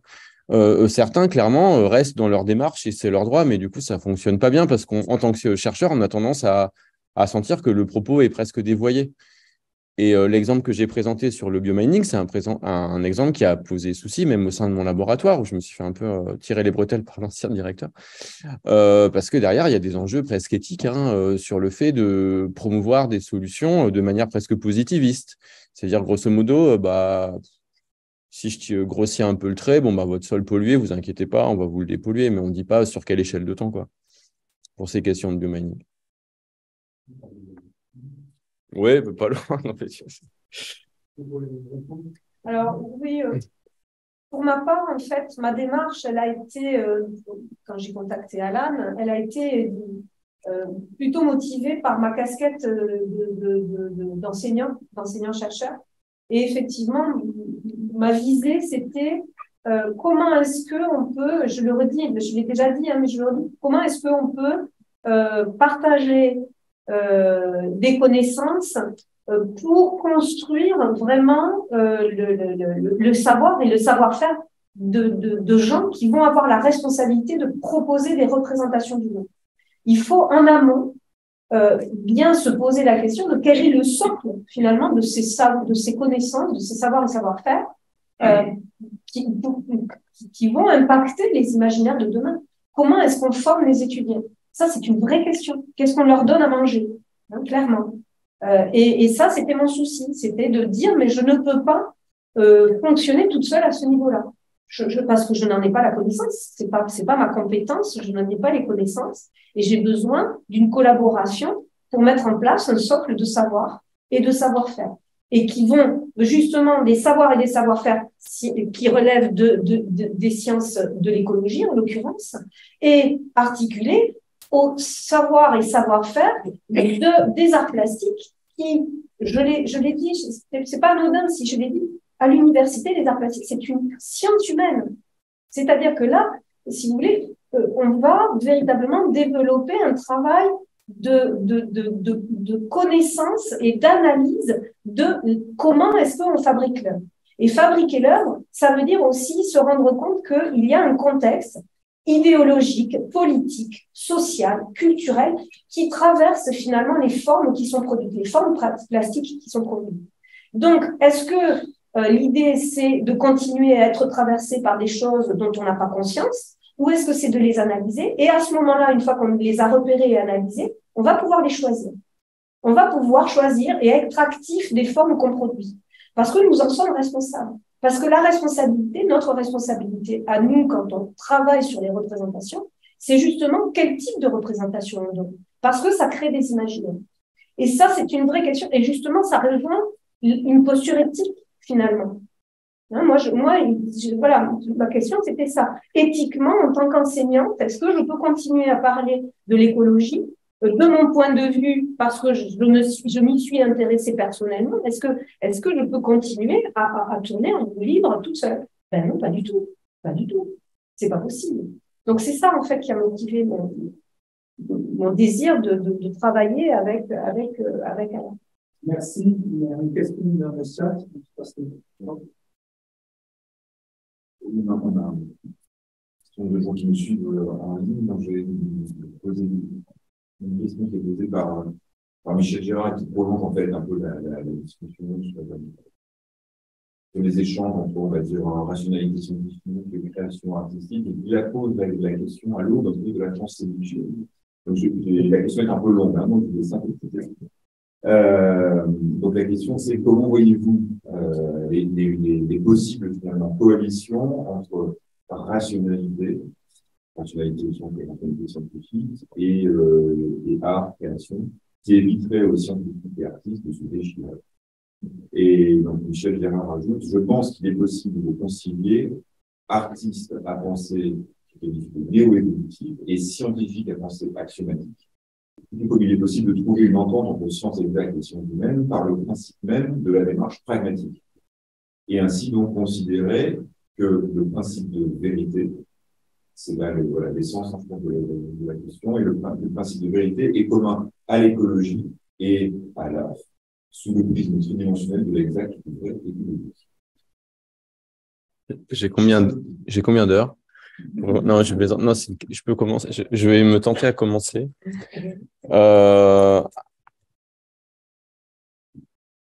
Alors, je vais commencer par un propos peut-être un poil provocateur, mais moi, ce qui m'a plu dans le fait de fureter vers les arts, c'est que pour moi, les artistes sont des menteurs par rapport aux scientifiques, des menteurs dans leur propre vérité, c'est-à-dire que finalement, ils arrivent à se détacher d'une forme de vérité scientifique qui, nous, a tendance à nous écraser un peu. Après, quand même, pour essayer de tempérer ce propos, et je ne suis pas du tout épistémo, alors ça part assez mal quand on commence une phrase comme ça. Je ne suis pas du tout épistémologiste, mais globalement, en fait, cette véracité scientifique, elle s'apprécie sur le temps long, pas à l'échelle d'un individu, encore moins de travaux scientifiques, puisqu'en fait, on est des êtres humains et j'ai essayé de le présenter très succinctement vis-à-vis des biais esthétiques, en fait, qui sont sous-jacents à la protection, plutôt à la non-protection de certains organismes. C'est-à-dire que derrière le fait que vous avez une grande partie des papillons qui soient protégés à l'échelle européenne et aucune fourmi et aucun ver de terre, il y a assez peu, finalement, de faits scientifiques en écologie. C'est juste que, et même au sein des papillons, nous, on l'a quantifié. On a protégé ceux qui sont les plus gros, les plus bleus, les plus jolis. Donc, si le fait de protéger une espèce parce qu'elle est jolie, c'est de l'écologie scientifique, bon, bah, ça m'interroge, moi. Voilà. Là, je termine. Et moi, je m'interroge sur le concept de vérité, parce que je ne sais pas ce que c'est, en fait. Voilà. Est-ce que je peux donner... non, ça va être caricatural. Mais j'ai un exemple en tête par rapport à qu'est-ce que c'est que... Justement, je fais pas forcément une digression, mais qu'est-ce que c'est qu'une utopie? Eh bien, une utopie va pouvoir être une contre-utopie pour certaines personnes. C'est-à-dire qu'une utopie, on la regarde d'un certain point de vue. Et pour certains, ça va être une utopie. Pour d'autres, ça va être une contre-utopie. L'utopie d'Hitler, c'était pas une utopie pour nous. Voilà, clairement. Donc ça, c'est la caricature, c'est l'exemple vraiment très bête que je peux donner. Bon, ça parle à tout le monde quand je dis ça. Ben, pour moi, la vérité, c'est pareil. C'est la vérité pour qui? Qu'est-ce qui est la vérité? Et la vérité pose, à mon avis, la question justement de la façon dont on se représente les choses. C'est toute la question, comment est-ce qu'on se représente le monde? Eh bien, les scientifiques, Alan, se représentent le monde de façon différente de moi. Même si les représentations du monde, la représentation du monde, c'est quelque chose de complètement universel pour tous les humains. On se représente tous le monde, mais d'une certaine manière. Et ces représentations-là, elles sont liées à la culture, à l'histoire. Et la vérité, il me semble qu'effectivement, c'est une question philosophique, mais qui est, pardon? Oui, absolument. La génétique, absolument. Oui. Donc, voilà, c'est un concept qui me semble effectivement, moi, j'avoue que voilà, je ne suis pas suffisamment apte à parler de vérité, en fait. Excusez-moi, juste pour préciser, quand on parle de vérité, on parle de vérité du monde, de réalité du monde. Ah oui, moi, ça m'a fait penser ça. Oui, effectivement. Quand le principe de vérité, pour moi, c'est justement, je l'associe à l'idée qu'on se représente, qu'on se fait des représentations de quelque chose. Mais bon, c'est peut-être un défaut. On peut penser, c'est une discussion philosophique, que le monde, un physicien, un philosophe de tous ces choses que il existe. En mécanique quantique, ça fait des choses comme ça. Il n'existe que par un teneur de notre pensée. On peut aussi penser, et c'est ce que je pense moi, que le monde il se passe complètement de notre gros cerveau à la fin, qui a pourri la planète depuis quelques centaines d'années, qu'il existe réellement. Oui. C'est le rôle un des rôles de la science, et d'experts, qu'est-ce qui est le fonctionnement de ce monde qui existe. En se passant de toutes nos conceptions, nos perceptions aussi. Moi, je ne suis pas capable, comme certains organismes, de voir dans les idées. Voilà, donc ça peut être un instrument pour se faire. Je sais que l'instrumentation va agir sur la perception du monde, parce qu'elle est distante ce que je vois. Mais ça empêche qu'il y a ça. J'ai plus de mal à voir comment, effectivement, quel type de représentation l'art peut générer. Il y a l'expérience esthétique qui est vraiment un tarte à la crème, qui est les trucs de revoir les oreilles, c'est beau, etc. Mais en poussant un petit peu plus, c'est comment arriver à ce que l'expérience esthétique elle soit un petit peu plus que ça. C'est-à-dire qu'elle soit un éveil. J'ai l'impression que votre vision est assez limitante sur le sujet. Un éveil, justement, les problèmes qu'on rencontre avec la présence massive de l'homme sur la planète, pas loin, et l'impact écologique colossal. Donc, c'est un peu ça. C'est en quoi, effectivement, l'expérience esthétique, elle nous permet d'aller un cran plus loin là-dedans. Je pense que les gens qui font l'écologie, peut-être, ils ont vécu quelque chose de très différent. Moi, on est dans l'écologie, dans les questions, je ne vais pas développer, mais c'est une expérience intellectuelle, peut-être esthétique, mais comment, vous qui partez de gens, comme vous l'avez dit, peut-être qui ne sont pas très sensibles à ça, comment l'art peut les amener justement vers cette vision beaucoup plus militante.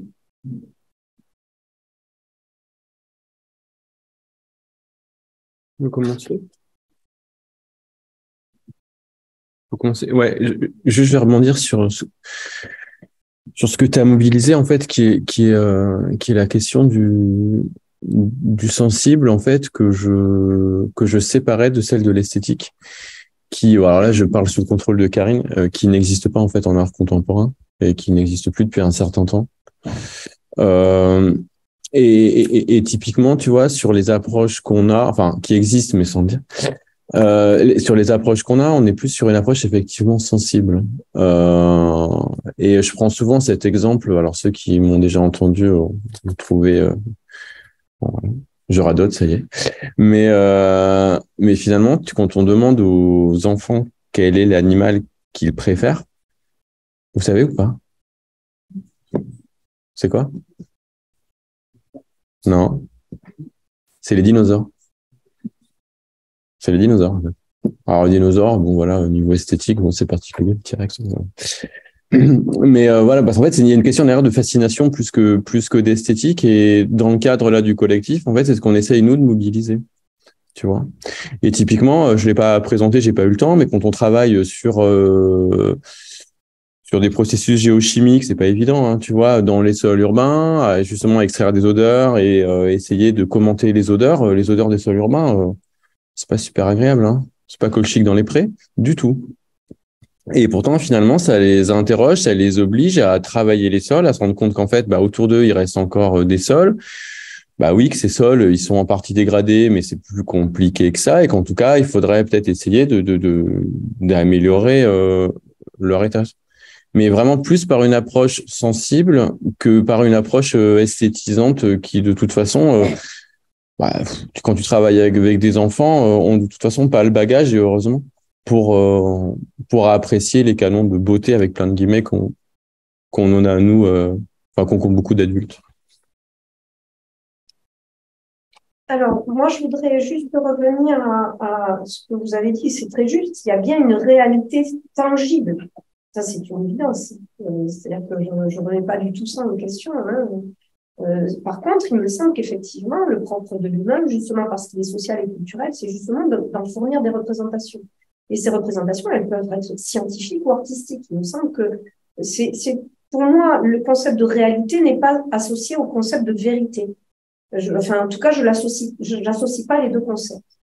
Et la réalité tangible, eh bien, effectivement, la science, elle va s'approcher très fortement de cette réalité tangible, alors que les arts plastiques s'en éloignent beaucoup plus puisqu'on travaille la fiction et on travaille la représentation. Par ailleurs, le terme d'expérience esthétique, il me semble, vous m'arrêtez si je me trompe, mais il me semble que vous sous-entendez que l'expérience esthétique, c'est l'expérience esthétique du beau. Sauf que ça n'est pas le cas. C'est-à-dire qu'on voit très bien qu'aujourd'hui, les expériences esthétiques, justement dans la période contemporaine et ultra-contemporaine, eh bien, on va faire vivre des expériences esthétiques du laid, du trash, du gore, et ce sont des nouvelles esthétiques, effectivement, qui sont validées et mises en avant par l'idéologie dominante. Donc, je pense qu'effectivement, l'expérience esthétique, fait appel justement à des catégories esthétiques et aujourd'hui à de nouvelles catégories esthétiques. Et je rejoins Alan dans ce rapport au sensible, parce qu'effectivement, les arts, certes, ils utilisent des catégories esthétiques, mais ils travaillent des représentations à partir, effectivement, d'un rapport sensible à cette réalité tangible et qui relève de représentations culturelles. Et justement, c'est tout l'intérêt de pouvoir croiser et rencontrer les représentations des scientifiques dont je redis qu'elles s'approchent effectivement presque, en tout cas qui analysent cette réalité tangible pour justement pouvoir alimenter ces représentations qui vont s'appuyer sur le rapport sensible au réel et non pas scientifique au réel, effectivement. Et c'est tout l'intérêt de croiser les choses, parce que les artistes ont tout intérêt à développer un savoir à partir des scientifiques pour pouvoir effectivement justement travailler encore mieux sur les cas. Comment est-ce qu'on va travailler les cas? Et là aussi, c'est une notion justement très très floue. Et c'est tout le travail qu'on doit faire, c'est-à-dire tout le travail de recherche. Parce que justement, il n'y a pas de solution finalement. Il y a des recherches à faire. Et on voit très bien que les artistes eux-mêmes travaillent à chercher à comment justement allier ces représentations scientifiques, la fiction. Je peux peut-être finir par cette histoire de mimésis, de représentation. Platon et Aristote, on en est encore à ça, c'est-à-dire Platon qui considère que la représentation c'est un mensonge, où la seule représentation finalement valable, c'est la représentation de l'idée, et Aristote qui nous dit finalement la représentation et la mimésis, c'est finalement quelque chose de profondément anthropologique. L'homme a besoin de se représenter et faire des représentations de son monde, et finalement les représentations telles que l'entend Aristote, très schématique, hein, mais c'est finalement représenter le monde pour pouvoir l'éprouver et le vivre sans en éprouver les dangers. C'est ça l'enjeu de la représentation pour Aristote. Donc, d'un côté, on a Platon qui dit, en fait, finalement, la représentation est un mensonge. Nous sommes des menteurs quand nous représentons les choses, et c'est un danger. Et Aristote qui dit, mais en fait, non, pas du tout. La représentation nous permet d'éprouver le monde sans justement en avoir les dangers. Et donc, on est toujours encore dans finalement ces deux extrêmes et on circule entre les deux. Et tout l'enjeu finalement de nos rencontres et de nos discussions, c'est justement de chercher à essayer de voir comment on peut arriver à construire de nouvelles choses. Parce que l'idée aussi, c'est de se demander où est-ce qu'on en est de ces représentations-là. Parce que si, à mon avis, on en est aujourd'hui à avoir des questions cruciales et des choses qui sont vraiment très négatives dans notre rapport à l'environnement et au vivant, c'est aussi parce qu'on a construit des représentations ou qu'on a laissé des systèmes construire les représentations qui sont aujourd'hui dominantes et qui construisent nos imaginaires. En tout cas, c'est mon avis, justement. Ok, merci. Peut-être si c'est possible une réponse un petit peu plus courte, parce qu'il y a encore une question dans la salle. Ça marche. Non,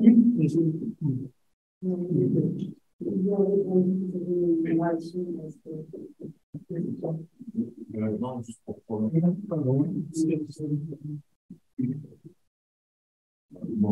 j'ai la question de l'esthétique. Est-ce que vous pouvez absolument bien l'art contemporain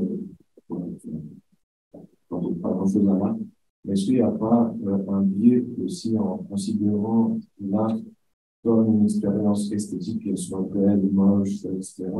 Est-ce qu'il n'y a pas quelque chose d'autre qui finalement, pardon, c'est pas de façon un peu caricaturale l'art et la science, où la science serait en soi moche et l'art serait beau, alors qu'on peut se considérer la science comme quelque chose de magnifique sans forcément passer par une expérience esthétique de la science.